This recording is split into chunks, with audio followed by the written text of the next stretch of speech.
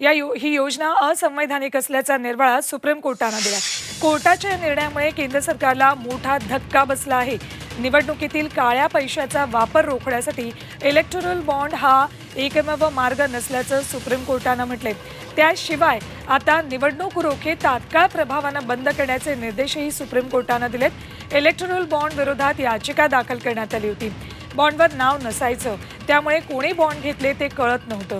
यातून कर सवलतही मिळत होती। या निर्णयामुळे 2019 पासून ज्या कंपनी किंवा व्यक्तींनी बॉन्ड घेतले ते 31 मार्च पर्यंत दाखवावे लागणार आहेत। SBIने 6 मार्च पर्यंत सर्व पक्षांना मिळालेल्या देणग्यांची माहिती निवडणूक आयोगाला द्यावी असे निर्देश दिलेत। तर निवडणूक आयोगाला 13 मार्च पर्यंत ही माहिती आपल्या वेबसाईटवर प्रसिद्ध करावी लागेल। हम उच्चतम न्यायालय के इस निर्णय का स्वागत करते हैं। इलेक्टोरल बॉन्ड्स जो कि एक बहुत बड़ा अमृत नोनी आर्थो प्लस, ये एक प्रूवन फॉर्मूला है। इसमें मौजूद नोनी फल के गुण और आयुर्वेदिक जड़ी बूटियां शरीर को जरूरी पोषक तत्व देने के साथ साथ हड्डियों और जोड़ों के घिसने, उनमें होने वाले सूजन और दर्द को रोकने में मदद करता है। दर्द मुक्त जीवन के लिए अमृत नोनी आर्थो प्लस।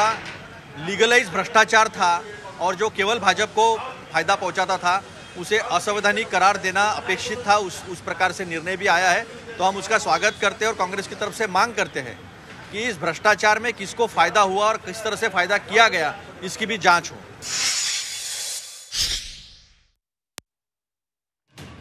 सुप्रीम कोर्टाने केंद्र सरकारला मोठा धक्का दिलेला आहे। इलेक्टोरल बॉन्ड्स योजना ही असंवैधानिक असल्याचा निर्वाळा सुप्रीम कोर्टाकडून देण्यात आलेला आहे। त्यामुळे केंद्र सरकारला हा धक्का बसलेला आहे। निवडणुकीतल्या काळ्या पैशांचा वापर रोखण्यासाठी म्हणून इलेक्टोरल बॉन्ड हा एकमेव पर्याय नाही असं सुप्रीम कोर्टाने निकाल देताना म्हटलेलं आहे। तर आता निवडणूक रोखे तात्काळ प्रभावाने बंद करण्याचे निर्देश सुद्धा सुप्रीम कोर्टाने निकाल देताना दिलेले आहेत। इलेक्टोरल बॉन्ड विरोधात याचिका दाखल झाली होती। इलेक्टोरल बॉन्डवर त्यांचं नाव नसायचं, त्यामुळे कोणी हे बॉन्ड घेतले ते कळत नव्हतं। यातून कर सवलत सुद्धा मिळत होती। या निर्णयामुळे 2019 पासून ज्या कंपनी आणि व्यक्तींनी बॉन्ड घेतले ते आता 31 मार्च पर्यंत दाखवावे लागणार आहेत।